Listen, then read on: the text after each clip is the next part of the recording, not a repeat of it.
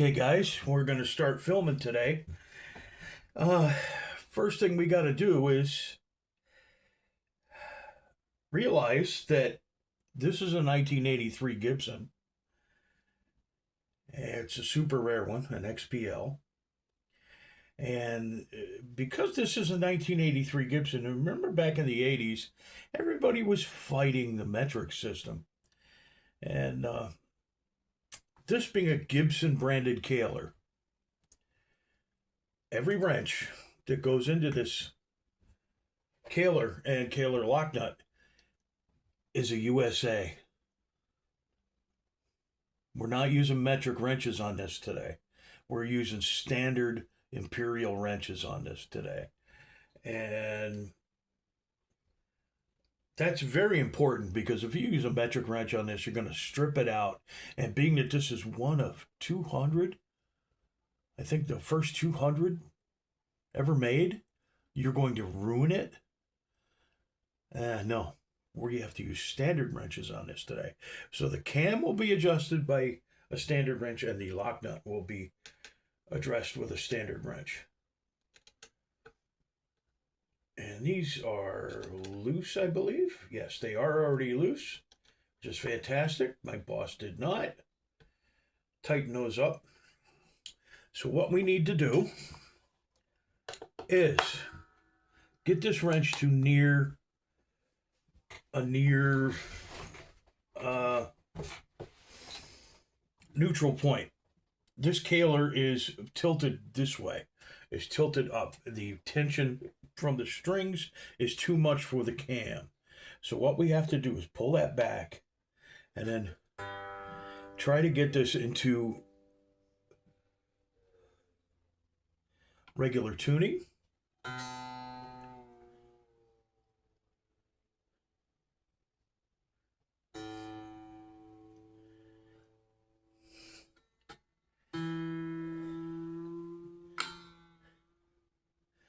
Oh, that was loose. It popped out. All right, we might have to intonate this after all.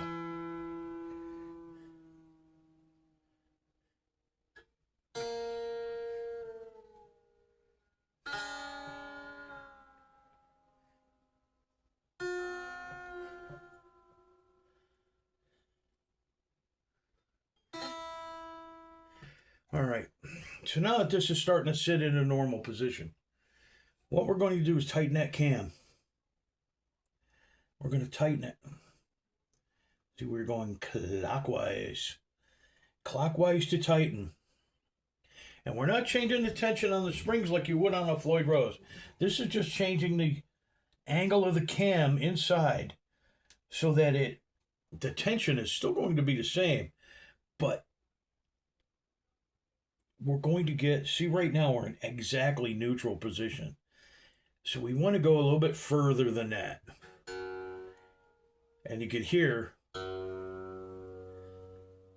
we're raising the pitch on this. Since we decreased the pitch, now we're raising it. We want to go a little bit further than neutral. A little bit further than neutral.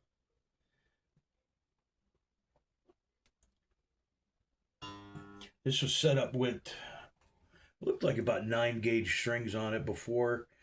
Now we have 10s. And we're going to put these in more neutral position too, because we want to be able to stretch those strings. All right, we're going to go from there. We seem to be in a decent position.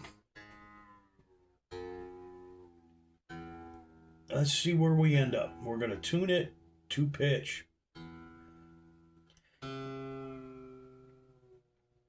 You hear how high these strings got. You heard me decrease the tension and loosen the pitch. And these came right back up with me changing that cam. And now we're over. I think we're going to have to go back on our cam adjustments just a hair, because this is going to be sitting less than neutral.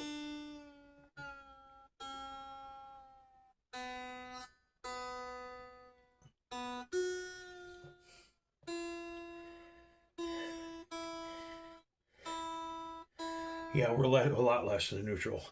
We went a little overboard because we're talking on the video too much. So let's loosen the cam back up.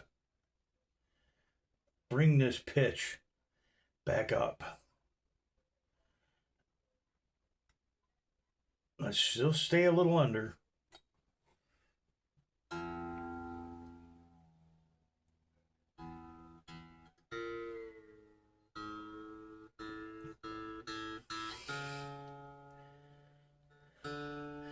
Now we're starting to raise into it.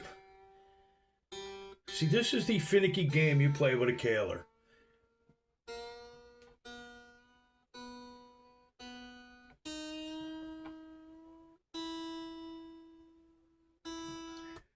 Now, as you notice, that's just a hair under. My boss, being a perfectionist that he is, I know he's going to want that perfect. So we're going to do this one more time. We're going to come back off the cam just a little bit more. Maybe a half a turn. Right there.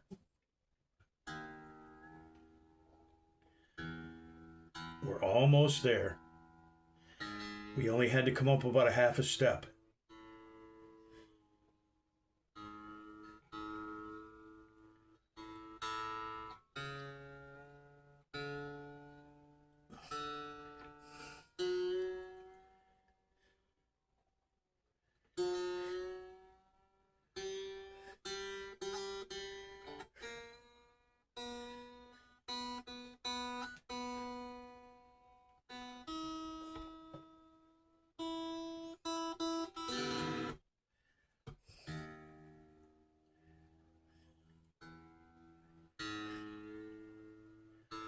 We're going to go through this again because this is the fine tuning here. You're adjusting your tension from the strings must match exactly the tension from the springs inside the tremolo, and adjusting that cam will make that adjust correctly so that you have full travel on your trem. Which that is dead nut perfect if you notice. It is exactly perfect. That's exactly where it should be. Now, you notice that one of those saddles moved while I was adjusting that cam. So we're going to check this intonation.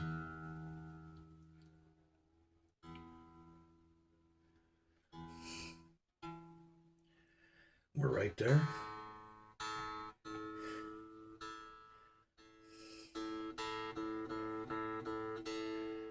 There we go. We're within 5 cents. This is really good. I think this is the one that moved. Nope. That one dead nut. Not even in temperament. It is dead nut. All right, we're in good shape here. Oh man.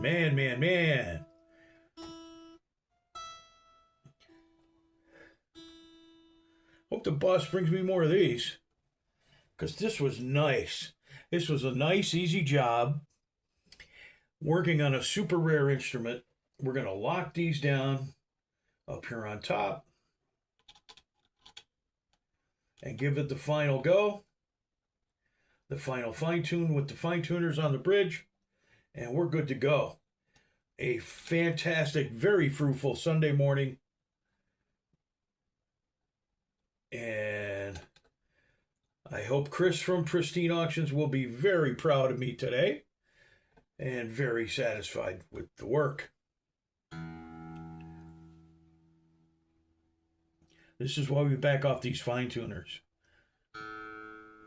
They're always going to change when you do the lock. When you do the lock, these are going to change just very, ever so slightly.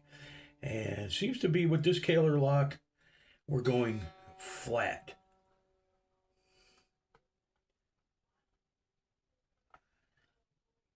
When you lock this one down, it goes flat. That's why we adjust these fine tuners out. put them in a neutral position. Now that one I didn't go far enough. So we're going to back it off just a hair. Unlock it.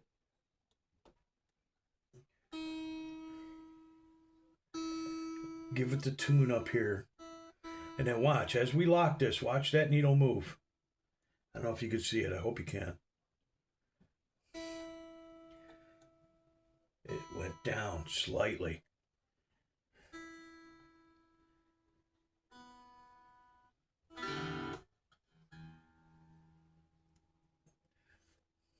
No matter what you do, whatever what kind of trim you have, this is what's going to happen.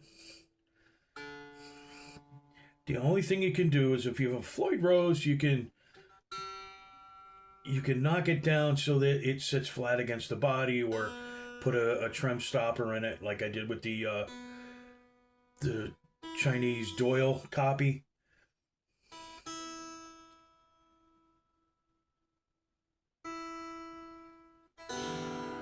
There we go. We're all in.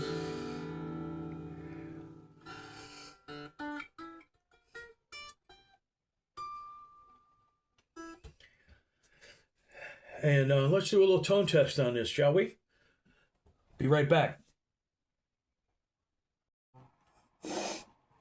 All right, here we go with the ultra rare Gibson 1983 XPL. It is a very odd-shaped Explorer. From what I understand, from what my client Chris has told me, that is only one of 300 made. So this thing is quite rare. No, it is not a museum piece. It's been refinished in a few spots. It's got some dings and dangs. And it had a headstock break, but it was very well repaired. What it came in for today was the Kaler was way out of whack. And we readjusted it and checked the intonation, and we're all good. So now we're going to do a little tone test. What do ultra rare, uncovered Tim Shaw Gibson humbuckers sound like? So.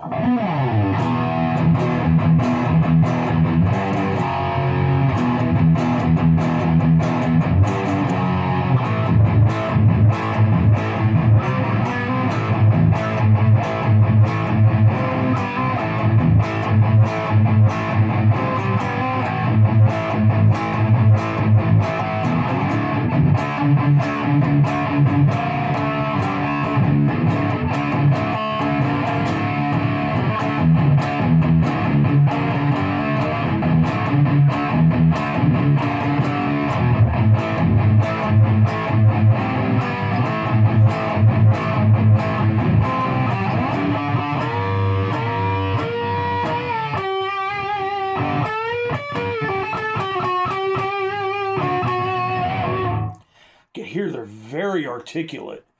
You could hear every pick stroke, but yet it's not overpowering. I believe these are slightly hotter than a standard Gibson PAF, a patent applied for. So these are...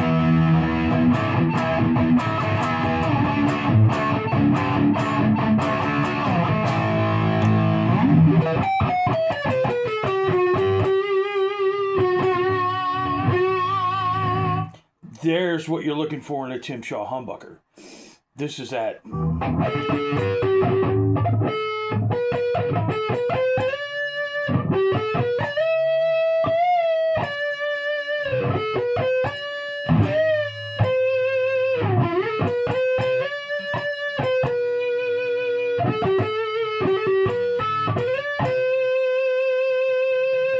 That classic Gary Moore milky neck pickup tone, still got the blues, Parisian walkways. This is what you're looking for in a vintage instrument. And from what I understand and what I've known in my experience, Chris Ratchford of Pristine Auctions knows vintage stuff. So this is just amazing. It was such an honor to be able to...